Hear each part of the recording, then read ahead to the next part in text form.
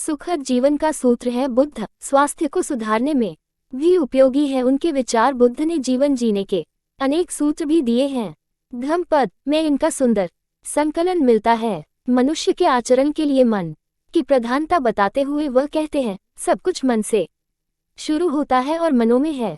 मनुष्य जीवन में आज सबसे बड़ी चुनौती बनते जा रहे स्वास्थ्य को सुधारने में भी बुद्ध के विचार उपयोगी हैं। गिरीश्वर मिश्र। बुद्ध पूर्णिमा के दिन ही गौतम बुद्ध का जन्म हुआ था। इसी दिन उन्हें ज्ञान की प्राप्ति हुई थी और इसी दिन उनका महापरिनिर्वाण भी हुआ था। ईसा पूर्व 5वीं सदी में जन्मे महात्मा बुद्ध अपने समय में प्रचलित धर्म, कर्म, विश्वास और जीवन पद्धति की विसंगतियों से क्षुब्ध थे। उनकी चिंतन प्रक्रिया व्यवहारिक समाधान की ओर उन्मुख थी। जीवन की पीड़ादायी और असंतोषजनक स्थिति उनकी विचार यात्रा का मूल थी। महात्मा बुद्ध के विचार में जीवन के 3 लक्षण हैं, उसका अस्थायित्व, संतोष का अभाव और आत्मा की अनुपस्थिति। चीजें अस्थायी हैं इसलिए असंतोष होगा और वे आत्मा नहीं हो सकती क्योंकि उसे स्थायी और शाश्वत माना गया था। इसी तरह महात्मा बुद्ध ने 4 आर्य सत्य बताए। पहला, सभी प्राणी दुख का अनुभव करते हैं। दूसरा, दुख का कारण होता है, वो है इच्छाएं होना। इच्छाओं का पूरा न होना दुख का कारण बनता है। तीसरा, दुख से मुक्ति की राह है इच्छाएं न करना। चौथा, इसका उपाय है अष्टांगिक मार्ग जो सम्यक आचरण आदि है। महात्मा बुद्ध खुद को इच्छाओं के बाण को बाहर निकालने वाले शल्य चिकित्सक की तरह व्यक्त करते हैं। उनकी शिक्षाओं में सिर्फ मुक्ति का संदेश है। वो ये भी कहते हैं कि संदेह होने पर किसी और पर नहीं बल्कि अपने साक्षात अनुभव को प्रमाण माने। बुद्ध ने ये कहा कि हमारे जीवन और अनुभव में जो कुछ है वह केवल प्रक्रिया है और सभी चीजें कारणों से जुड़ी होती हैं। कुछ भी कारण से स्वतंत्र नहीं है। कर्म को केंद्र में लाकर महात्मा बुद्ध ने आत्मा के विचार के स्थान पर उसकी जगह एक प्रक्रिया के विचार को स्थापित किया जिनका अवलोकन किया जा सकता है। बुद्ध ने जीवन जीने के अनेक सूत्र भी दिए हैं। धम्मपद में इनका सुंदर संकलन मिलता है। मनुष्य के आचरण के लिए मन की प्रधानता बताते हुए वह कहते हैं, सब कुछ मन से शुरू होता है और मनों में है। अगर कोई दुष्ट मन से बोलता या करता है तो दुख उसका पीछा करता है। वैसे ही जैसे बैलगाड़ी का पहिया उसे खींचने वाले बैल के पीछे पीछे चलता है, इसके विपरीत यदि कोई प्रसन्न मन से बोलता या कुछ करता है तो सुख उसके पीछे पीछे अनुसरण करता है। जैसे आदमी की परछाई उसके साथ साथ रहती है। यदि मन में किसी के प्रति कोई गांठ बांध ली जाए तो उसके प्रति द्वेष या बैर का भाव कभी कम नहीं होता। महात्मा बुद्ध का दृढ़ विचार है कि अबैर से ही बैर समाप्त होता है। वह कहते हैं कि पृथ्वी पर सभी प्राणियों का जीवन नश्वर है, परंतु अक्सर लोग ये बड़ा तथ्य भूल जाते हैं। जो ये जानता है कि इस दुनिया से विदाई अनिवार्य है, उसके मन में दूसरों के प्रति कटुता दूर हो जाती है। आसक्ति जैसी अग्नि नहीं रहती और द्वेष जैसा मल भी नहीं एकत्र होता है।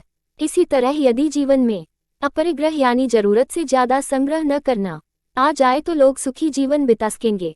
पारस्परिक संबंधों के बारे में धम्मपद में कहा गया है कि विजय से दूसरे के साथ बैर जन्म लेता है और पराजित आदमी दुख की नींद सोता है, किंतु जो जय और पराजय दोनों से परे रहता है वह चैन से सुख की नींद सोता है। शांति से बड़ा कोई सुख नहीं होता। महात्मा बुद्ध की सीख है कि अक्रोध से क्रोध को, भलाई से दुष्ट को, दान से कंजूस को और सच से झूठ को जीतना चाहिए। चूंकि सबको अपना जीवन प्रिय होता है और सब जीव अपने लिए सुख की कामना करते हैं, इसलिए बुद्ध कहते हैं कि मनुष्य अपनी ही तरह सबका सुख दुख जान कर न तो खुद किसी को मारे और न दूसरों को मारने के लिए उकसाए। मनुष्य जीवन में स्वास्थ्य आज सबसे बड़ी चुनौती बनती जा रही है। इस संदर्भ में जीवनचर्या पर महात्मा बुद्ध के विचार ध्यान देने योग्य हैं। वह संतोष को सर्वाधिक महत्व का बताते हैं और इच्छा, मोह, राग और द्वेष की उन्होंने सबसे बड़े दोषों के रूप में पहचान की है। वह कहते हैं कि मनुष्य को शीलवान, समाधिमान, उद्यमशील और प्रज्ञावान होकर जीना चाहिए। वह सत्य को सबसे पहला धर्म कहते हैं और धर्म का आचरण निष्ठा से करने की हिदायत देते हैं। महात्मा बुद्ध के शब्दों में मनुष्य स्वयं अपना स्वामी है, उसे खुद ही अपने में मनुष्य स्वयं अपना स्वामी है, उसे खुद ही अपने आप को प्रेरित करना चाहिए। वह स्वयं अपनी चौकीदारी करे, वह स्वयं ही अपनी गति है। इसके लिए अपने को संयम की शिक्षा देनी होगी। अपने आप को जीतने वाला आत्मजयी सबसे बड़ा विजेता होता है, जिसका चित्त स्थिर नहीं, जो सत धर्म को नहीं जानता और जिसकी श्रद्धा डावाडोल है, उसकी प्रज्ञा परिपूर्ण नहीं हो सकती। योग से प्रज्ञा की वृद्धि होती है। जिसे प्रज्ञा नहीं होती उसे ध्यान नहीं होता, जिसे ध्यान नहीं होता उसे प्रज्ञा नहीं होती। बौद्ध चिंतन में व्यक्ति के उत्कृष्ट रूप को बोधिसत्व कहा गया है। बोधिसत्व वह व्यक्ति होता है जो अपने लिए नहीं बल्कि प्राणी मात्र को कल्याण के मार्ग पर लाना चाहता है। वह अपने दुखों से ही नहीं पार पाना चाहता, बल्कि सबके दुख की निवृत्ति उसका लक्ष्य होता है। उसका ज्ञान उसे संसार से विरत नहीं करता।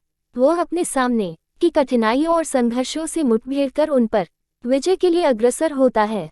बोधिसत्व लोकोपकार में तत्पर रहता है। सब जीवों के कल्याण के लिए त्याग ही उसका अभीष्ट होता है। जैसा कि नालंदा के आचार्य शांतिदेव ने बोधिचर्यावतार में कहा है, दूसरे प्राणियों को दुख से छुड़ाने में जो आनंद का अपार समुद्र उमड़ता है वही सब कुछ है। केवल अपने लिए नीरस मोक्ष प्राप्त करने में क्या रखा है। आज के अस्त व्यस्त समय की अंधेर भरी त्रासद घड़ी में ये विचार शीतल प्रकाश की तरह शक्ति और ऊर्जा देते हैं।